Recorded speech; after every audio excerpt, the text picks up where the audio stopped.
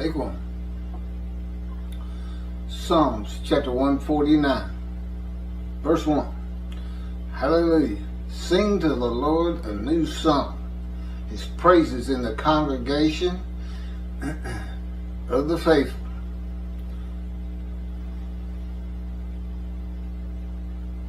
Take two.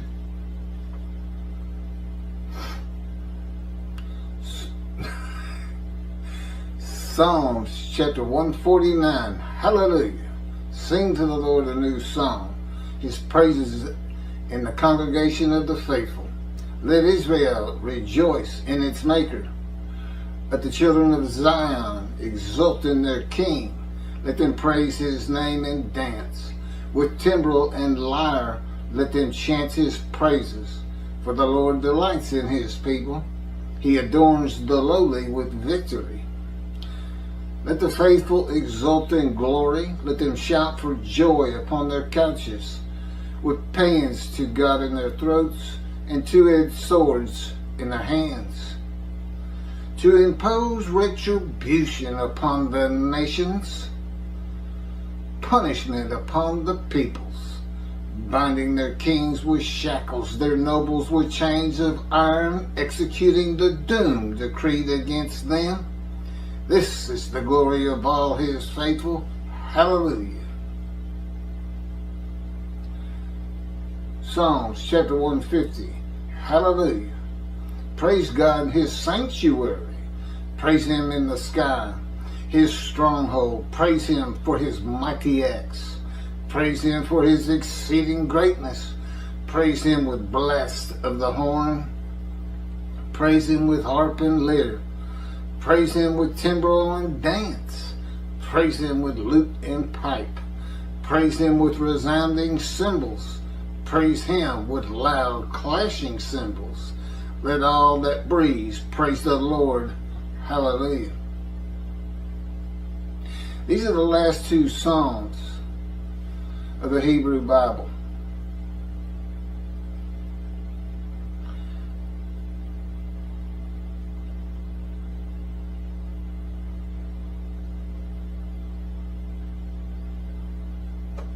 Let the faithful exult in glory, with paeans to God in their throats and two-edged swords in their hands, to impose retribution upon the nations. Now, is this perfecting the world? Is this bringing nations to be friends with nations? Is this the Messianic era? What is God talking about with his last two Psalms that he had written? What is he talking about? Why isn't this the Messianic era in the last two Psalms? Why is it retribution? Why is the book of Isaiah filled with retribution against the nations of at least of the Middle East?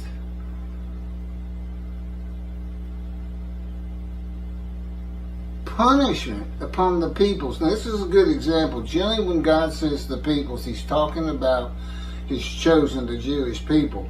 But here he clearly is talking about the nations, because that's the sentence that leads into it. To impose retribution upon the nations, punishment upon the peoples. Okay, there's a situation where you say, okay, that's the peoples of the world. Binding their kings with shackles. Is this the kings? Is this the kings that are the witnesses of the Jewish people being the righteous servant of God in Isaiah 53? Is this the same kings? Those that are startled and silenced. Chapter 52, the description begins 13, 14, and 15, kings silenced. And yet, according to Jews for Judaism, and Tovia Singer of Outreach Judaism, they're the witnesses of this great exaltation. You know, I'm not sure if that's true about Outreach Judaism. I have to recheck it. I haven't read anything but verse 10 in a long time. I do have the entirety of that midrash. Ten's enough for me. You have to understand, people, I'm a prophet of God. I'm a man in divine beings. We're talking about rabbis who come up with all this information that they teach of their own, primarily using the Talmud, men's interpretation of the prophets from antiquity. This time to come, this Messianic age, primarily comes from the prophets. That's a section of the Tanakh. You have the writings, the prophets, and the Torah. Their nobles were chains of iron, executing the doom decreed upon them. Whose decree? Whose decree is that? I believe that's the God of Israel. That's who I think that is. I think he decreed that. I don't think it was the sages and rabbis of the Talmud. I don't think that was them. They decreed otherwise, have they not? Have they not? They decreed a world of perfection, a utopia. That apparently, according to Tobiah Singer, this imperfect world that God made, clearly God meant for it to end in utopia. No, it didn't. It is perfectly what he wants. As a matter of fact, having been taken in vision to heaven and seeing the new earth being formed, Isaiah tells us, God, what are you doing? What is creation about? I'm making a new heaven and a new earth. Guess what? The new earth is going to be identical to this one. That's how perfect it is. Indeed, he's going to choose another chosen. So those of the Jewish people in heaven who are written into the scroll of remembrance, who are in right standing with God and have not been dismissed, as the rabbis have, as of this very day, as of this very moment, dismissed. He's here. And I am his representation. It's got to have a Moses to bring a new covenant. This is the glory of the faithful. Those who understand God and his ways. Do not test him as you did at Massa. When you had seen his miracles, he tells the Israelites. But they have forgotten his ways. I believe they've been forgotten again. I don't think these rabbis out there teaching Isaiah 53 is the Jewish people, his righteous servant. The only time he ever uses that phrase, he still calls them the servant after that. How come they aren't the righteous? And what did they do? What did they do? Oh, that's right. They atoned for the nations. They atoned for the Gentiles as perfection of a world is brought closer and closer in evolution. An evolution that hasn't moved a dime since Abram, the Hebrew.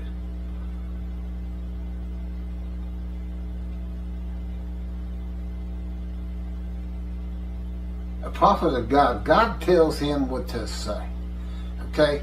Words that come from me, these videos, these books that I have written for him as the prophet like Moses, that's his words. That's his interpretation of his book. And the mountain of evidence God has set before you using me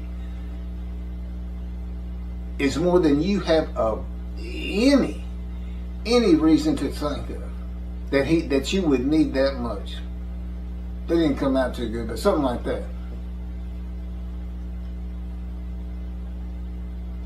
Yeah, I'm a prophet of God, but I still live the human experience. I'm still Keith Ellis McCarty. In other words, he'll have me make mistakes. And it's nothing that's going to hurt his purpose, of course. But for me to maintain and continue to feel like Keith, with him running the show, so to speak, with three persons in one man, he tells me, he's taught me, it's important that I still do the same things. I'm very forgiving. Not overly intelligent. I mean, I was smart enough to become a lawyer, but I have no intellect. You know, I read things and I go, what on earth does that mean? I say stuff like that all the time.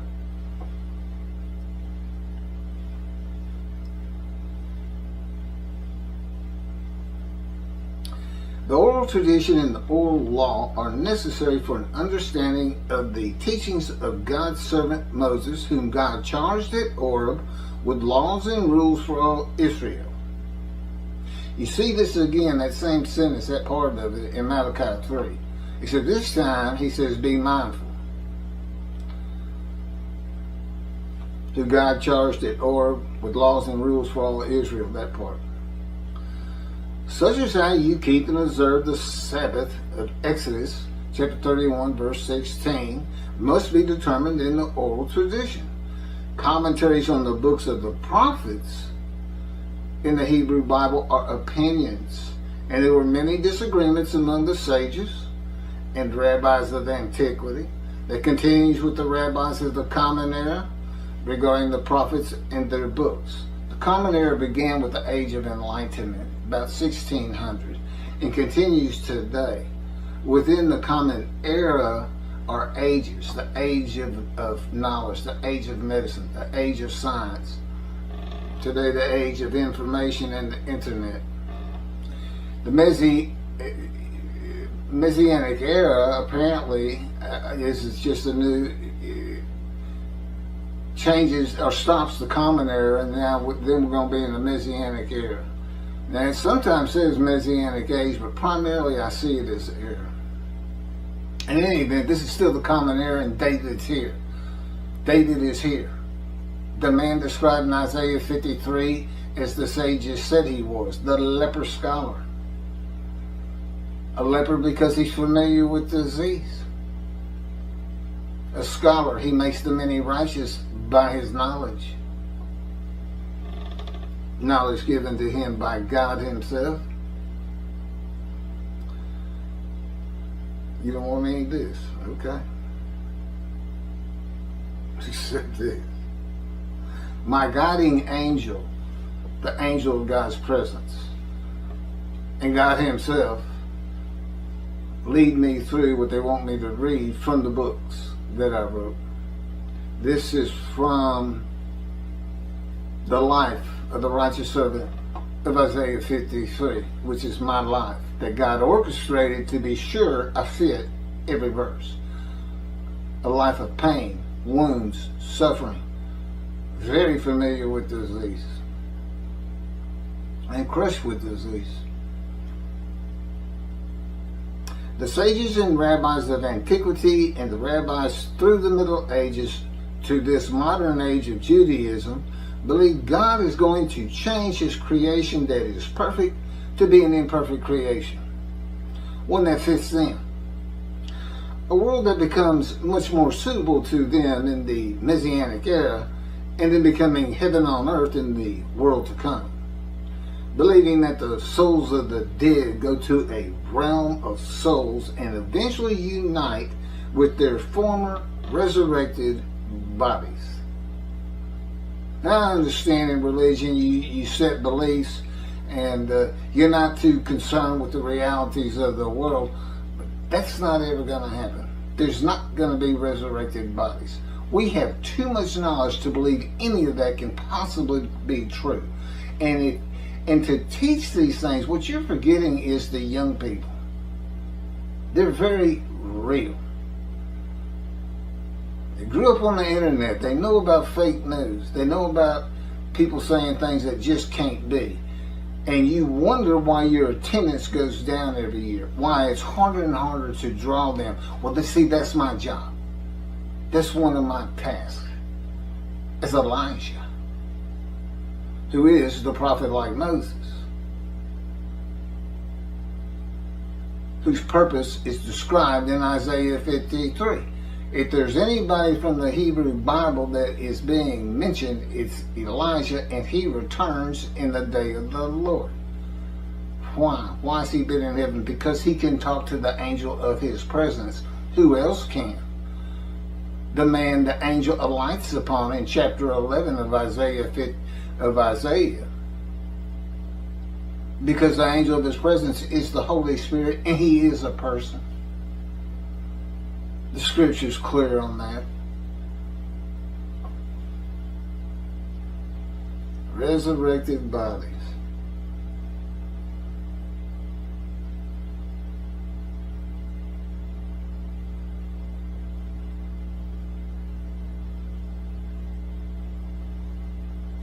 There's no Messianic era.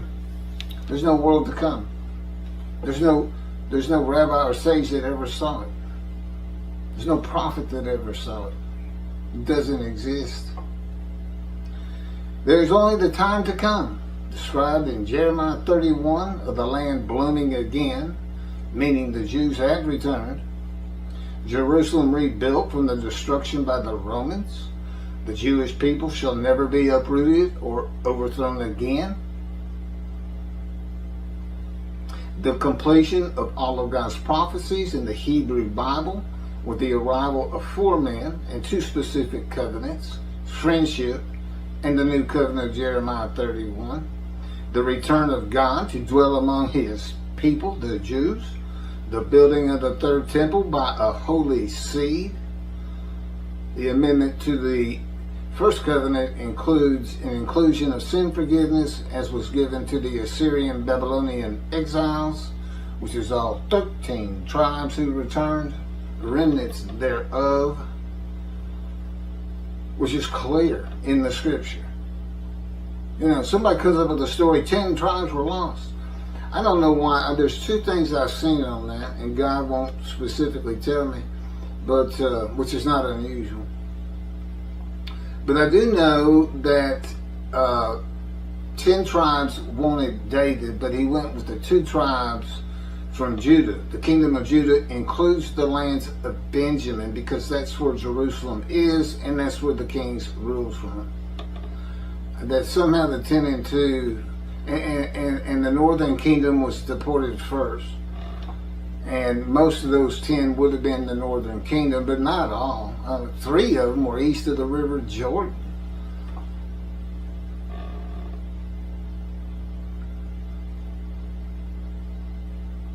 Anyway, they became a holy seed and built the 2nd temple. God comes back. He knows there's no temple because his covenant of friendship says, I'll put my sanctuary amongst you. And at the same time, he makes them the Jewish people a holy seed again today. They don't know it yet, but every Jew on the face of the planet is forgiven of their sins. And I'll tell you what is part of God's retribution and vindication against the Christians. He wants them to hear you say that, Jewish people. He wants that being said left and right. He's not here to perfect the nations. Do I need to read the psalm again? You cherry pick. You come up with this world based on saying, oh, plowshares, swords into plowshares. Okay. That means all nations lay their arms down. Well, how about that just sounded real good to the people of antiquity? Because it's not going to happen. That doesn't happen in our world. War is a part of our world, and that will never change. Period. You'd have to change mankind. And everybody in the world speak Hebrew, which is based on a bad interpretation by Rambam, or a selective one because he wanted to say it and back it up with something that was close. Sounds a lot like Christians to me. That's what the Messianic era is. It's just cherry picking and what Rambam said.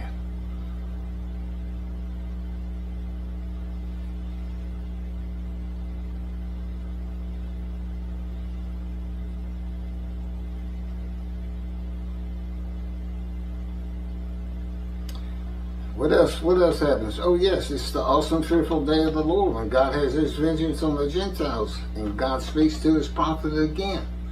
So no longer are there taunts to the nations. The Jews are never defeated again. God walks amongst them again as he walked amongst the tents of the Israelites with Moses. Spirit entered into Moses and God was in his spirit. Where Moses walked, God walked. Where I walk, God walks. Period. He's just doing everything over. He's just showing you, these are my ways. I'm not coming down here and change the minds of every racist on this planet to love the Jew and speak Hebrew. I'm not going to change the minds of every Christian on this planet. I'm going to have my vindication on them. I'm not going to make them love the Jews. Why don't I just make the Jews sinless and incapable of committing sin? Why don't I just completely change humanity that's so imperfect, according to Tobias Singer, and he doesn't have the ability to understand, apparently, that utopia doesn't work with human beings. They'd all have to be changed too. It doesn't work. He's gone through this with me. Here's an easy way to look at it: love and hate. You can't love if you can't hate. They're based, they spring from the same source. Anger and happiness. You know, there's an offset to everything. And to have the human beings that we are, that he wants our personalities formed in this harsh world. That's what he wants of the Jewish people in particular. Heaven is for the Jews. It's a Jewish heaven. And it does include knowledge of Talmud. If you're a Talmud scholar, you're going to be a Talmud scholar in heaven. That's fine. Just be careful what you teach out there. You can't imagine. Of course, thanks to outreach Judaism and Jews for Judaism, I've been shunned and despised. They won't contact me. I find it hard to believe that they haven't heard that there's a man out there saying he's Moshiach and not taking the time to look at all the materials, but completely ignoring it. I don't know that to be fact, but I know it's going to get there. Eventually, somebody's going to do a call-in. Of course, they won't put it on the air. It's not a live call-in, as best I know. Doesn't appear to be. But again, I don't know that. And see, God doesn't tell me those kind of things. If I can't know it of my own, if it's not something in my human experience that I would learn of my own, then they don't tell me. I don't know what I'll have for dinner tonight. I have no self-will. I can't know anything, of course. They don't let me know it. But I've been confined to my home. Just like Ezekiel, go to your house. You're not going back out amongst the people. You're leaving society. The land today blooms again. Jerusalem has been rebuilt. See, a time is coming. See, a time is coming. These two things happen. God says, I'll make a new covenant with you. A covenant, huh? Where else do we have a covenant? That's right, Malachi 3. The angel of the covenant. But now if you're a Talmud, if you follow the Talmud so strictly, the problem is this. Here's how Rashi interprets it.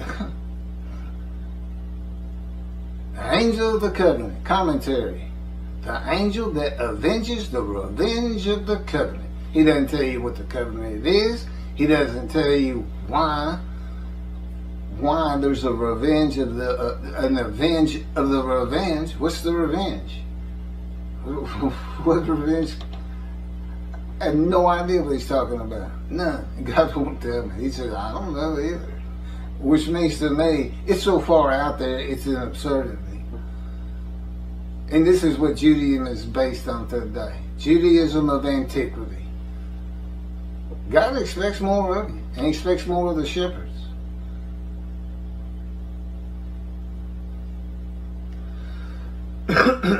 And everything you see and read, as I understand it, the shepherds, if they are supposed to be like watchmen, and especially for Elijah, if you don't recognize Elijah, and then he can't draw people to him. That's the main purpose of it. But draw people to him by recounseling the families one to the other to Judaism, be mindful of God's laws given to Moses, teachings at Horeb, of the laws and rules for all Israel.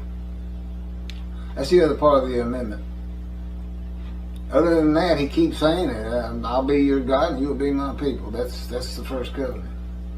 Do everything Moses said. And then I have to be mindful. That's for everybody, individual or individual sect group, conservatives, orthodox, for them to decide of their own. Make a new oral tradition on it. What does it mean for us? What is mindful for us? I have my own ideas. He doesn't tell me. I mean, that's what I'm supposed to say. Okay, well, so that means the new covenant between God and the Jewish peoples here. How are the Jewish people to confirm this? Where is the information on the new covenant in the Scripture? Answers in Malachi 3:1. Behold, I'm sending my messenger to clear the way before me. And the Lord whom you seek shall come to his temple suddenly.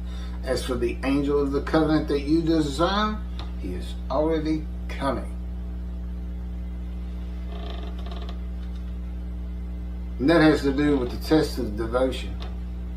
It has to do with the covenant between God and myself. Offer yourself for guilt and emotion. Doesn't say he's going to lay it on me. He says, I'm going to lay my fire of refinement on you. I'm going to change you. He says, I've already wounded you throughout your life. I'm going to change you with maltreatment, punishment, chastisement, crushing and bruising in my power until you where I want you to be. And if you agree to this, I might give you long life. It's not crucifixion on a cross. That's what it is. I said yes. I had been exposed to death. I was told I would be dead 20 years ago in a month or so. And I've never seen a doctor again. Became a triathlete, running half Ironman triathlons. God said, just, once you got the diagnosis, I removed it. Because I told him I never even had any real signs of it. I was so sick at the time from colon cancer and chemo, I couldn't even tell. I mean, I couldn't walk 10 feet without huffing and puffing. But I was just out of shape. He said, no, I took it away just as soon as you got the diagnosis. And, of course, my dad's 93, but he's sitting there right with me. They're showing me my lungs. They're showing me the white spots. My father's looking at it. And I said, well, what does all that mean? He says, it's untreatable. I said, what does that mean? He says, you're going to die. A face on my father I'll never forget.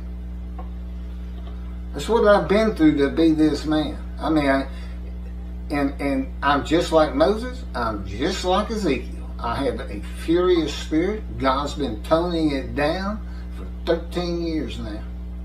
And he can just utterly stop it in his power.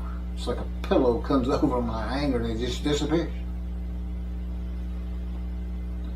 Embarrassment, same thing. For 13 years, he's drawn emotion from me every day. Over and over and over. Slowly coating me. Thin little bitty coats at a time. You can imagine from my perspective, I'm like, why don't you just...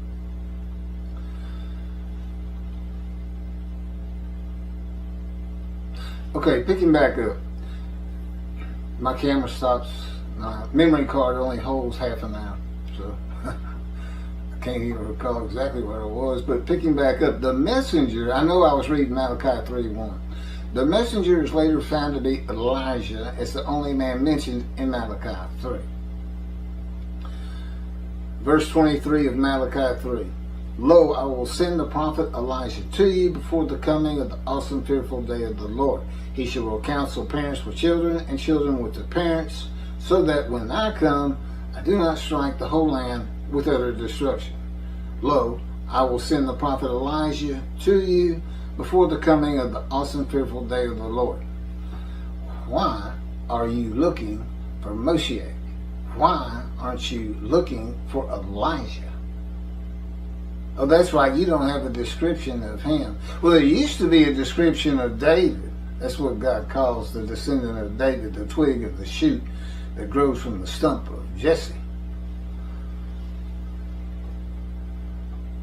How on earth are you not looking for that? And how on earth does that fit into a Messianic era of God changing humanity, the minds of people with a set personality, racist, suddenly love the Jew? What does that do to them in their lives and their society and the people they hang out with? Oh, that's right, they all get changed too. What are they like? What is a racist like who suddenly loves the Jew? I'm just curious. In this perfect world, sounds like there's going to be some commotion out of that. I don't know.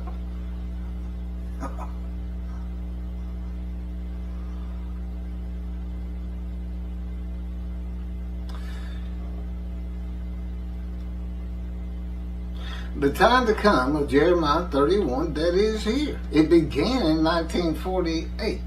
Didn't really start blooming for a while. The cities weren't restored for a while. Jerusalem may have already been larger than it was in antiquity. I don't know, but there's no question it has been rebuilt larger than antiquity today. And that's the description in Jeremiah 31. It has biblical markers based on things outside of the gates that you just can't find today. But clearly it's bigger than that now. Well, why is it so difficult to see when this time is? You know, I hear all kinds of things from rabbis. God has me watch. You know, basically is we all, Jews for Judaism, Michael Skoback, we all have to stop sinning to the extent we can because God understands we are human. It's not going to be perfect. But basically we all need to stop sinning. No, you just had to return. This has been in the works for, 63 years with me. I'm born in 1957. The land was beginning to bloom again. The cities were being restored. Jerusalem was being added to, rebuilt, a metropolitan, beautiful city. It's all in the works. All you had to do was return, because that's what Jeremiah, see, a time is coming. And then you end up at Malachi, it's the day of the Lord. Do I need to read the psalm again? Read 149.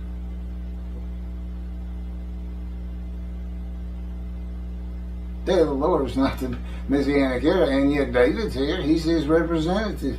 He's also Elijah. That's one thing you don't have to worry about. And Rambam said, well, we don't know if Elijah comes before Moshiach or after Moshiach. We cannot concern ourselves because the prophets aren't very clear on this, which may very well be true.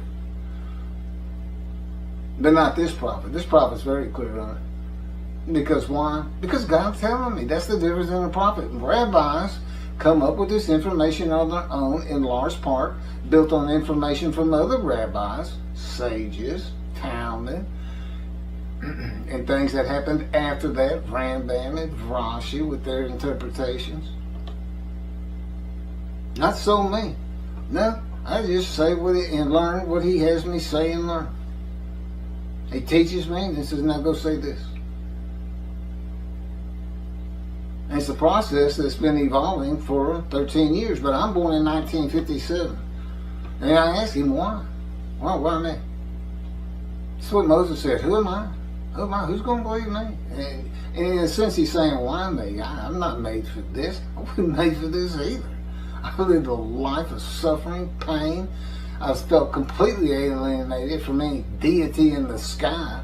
That's how I would have said it. Had nothing to do with God, had nothing to do with religious people. And you have all this knowledge. Well, it's been taught to me by God. I don't have to use the Talmud as a basis for anything. I just have the scripture. And God had it all written, by the way. All of it. All of it is written. Everything. The writings, chronicles, everything. Somebody was instructed, get some parchment, get a stencil, write this down. There are men and divine beings throughout the Hebrew Bible. It's not just the account with Jacob. It's how God communicates. And there, his very being, our image in him. Let us make man in our image. And he's talking to the Holy Spirit, the Spirit that is hovering over the waters on the first page of Genesis, first chapter. What is that image? Well, we're beings with emotions. He's a being with emotions, but they're not human emotions. There is differences. I don't ever think of him as a human being and this and that, and his purposes always come first. This is his creation. It's not Toby Singer's creation. It's not the rabbis and sages of the Talmud's creation. This is God's. This is God's. And if they find that through the scripture, it's because they want to find that through the scripture, that there's some evolution into a perfect utopia because of things that are in prose and poetry and songs, and at first with the people of antiquity. But now we've moved to the day of the Lord. Now we're at the end of the prophets. And none of that is happening. As I understand it, anti-Semitism's up. The world's still speaking their same languages, and there's plenty of racists in America, apparently. They still got a fence around one of the largest conservative synagogues in the world, here in Houston, with a guard at the gate.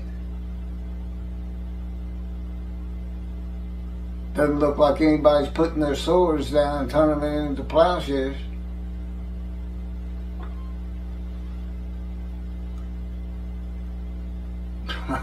I know. They're supposed to. They're supposed to be looking for you, and they're supposed to get everything, the benefit of the doubt, and look at the proofs before them, and they are not doing it. Which is why in Isaiah 63, God says, I was astounded. Of the peoples, none were there. Well, that's where we're at right now, and He is astounded.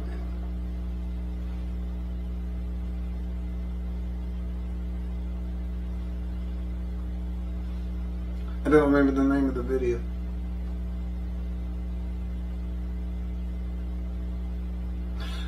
Just did a video before this one's going to be posted. It's the last video I posted.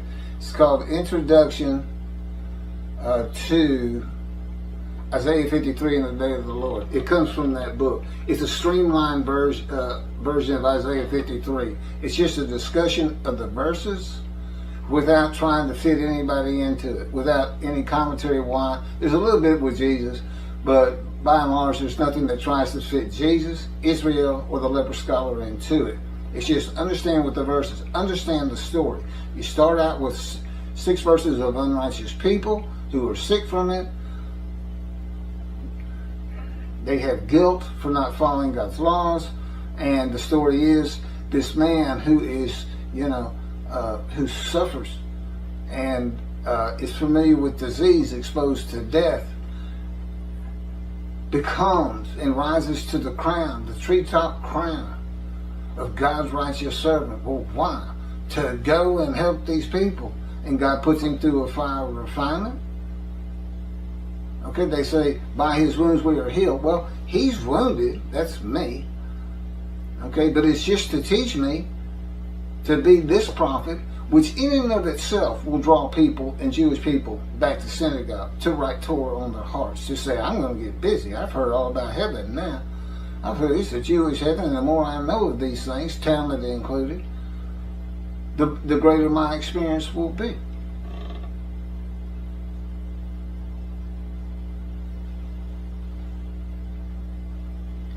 This is a day when God must have a visible representation like Moses.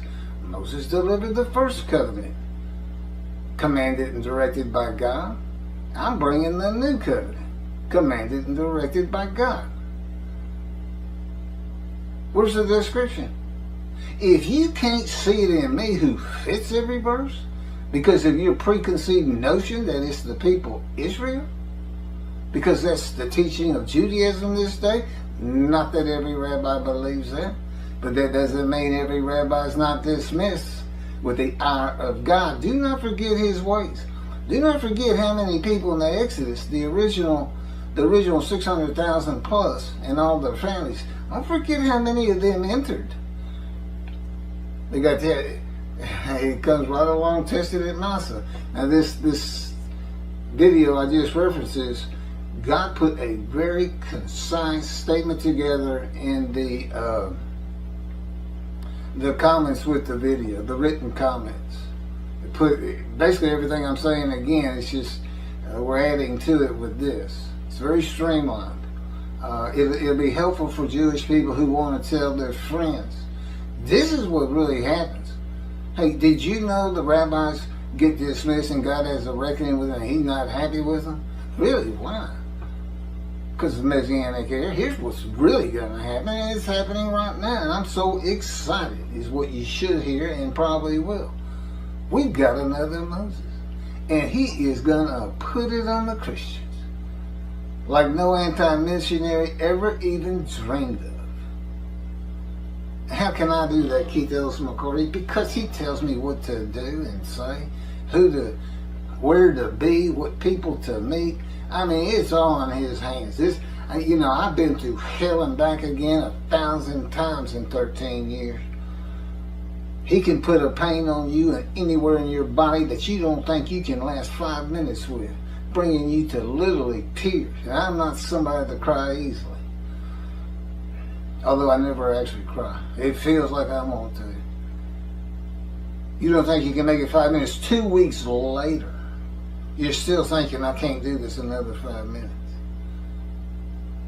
First thing he told me, your pain doesn't bother me. I'm changing you. I have a purpose. You may not think it's fair. You may not think it's right. But you made a covenant with me. Well, didn't you make a covenant with him, Jews?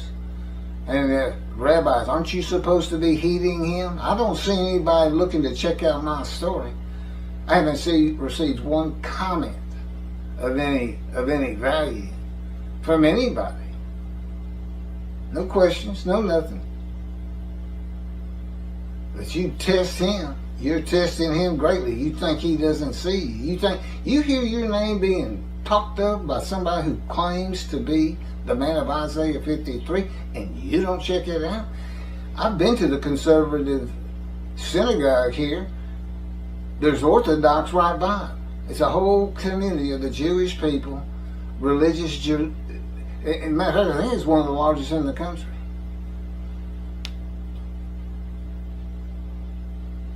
You don't know any of them? Say, well, why don't you sit down and talk with this fellow? Let's find out more about this. Believe it or not, I'm a reasonable man, but I am what God will have me be. But I know that everywhere we go, we're very friendly and kind, compassionate, humble, and meek to everybody.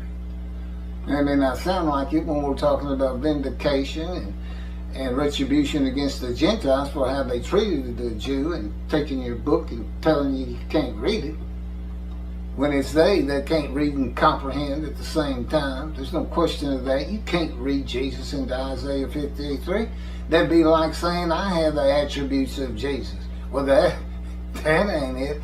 I am the Antichrist. I'm anti everything he is. He's super intelligent, teaches synagogue at 12, apparently had a perfect body. I'm disfigured. I have had disease. Where is any of that about Jesus? Where was he accounted plagued, smitten and afflicted by God? Oh, I've heard all their answers. I've seen their Bibles that start basically putting new words in. This word means this. His seed means those that follow him to heaven or something like that. Instead of children, the common way it's used.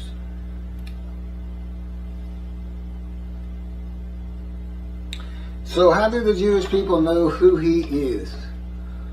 There is only one description of a man to be recognized, believed in, and heeded as God's prophet, invisible representation, God's righteous servant of Isaiah 53.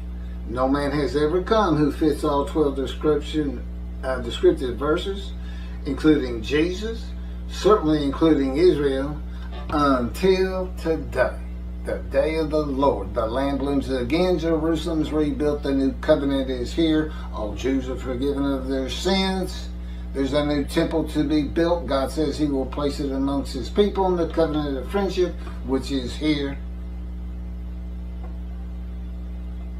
God could use the voices of those who want to get back in right standing with Him. That's what the dismissal's about. You're not in right standing. He needs voices. That's what the whole purpose and task of Elijah's about. It's not so much making each family righteous. It's bringing people to Him. They recognize who He is. And now you know how to find Him. He's described in Isaiah 53. And He is the prophet like Moses. Why? Because He delivers the new covenant. Elijah's been in heaven. He returns. What is that about? Figurative speech. It means he can talk to the angel. I talk to the angel. Angel says, here's the new covenant. Deliver it, speak it, put it on a video, write it in a book, lift it up to the housetops, but I gotta have the support of the Jewish people. I know. There's an evolution going on into a perfected utopia. Moshiach comes and everything's great, and he's y'all make him sound like the second coming of Jesus. No. God has vindication and retribution on His mind. He needs what He likes to use, a man with a furious spirit that He can control. That's what He likes to use. Now, I don't know about Isaiah. I don't see anything that says that, but he sure did write a lot of vindication when the Lord returns one day. Many chapters on that. Okay, I'm going to stop right there. I do have more. I have a lot more, as a matter of fact. Thank you for listening, and I hope everybody's learning from this. Thank you very much.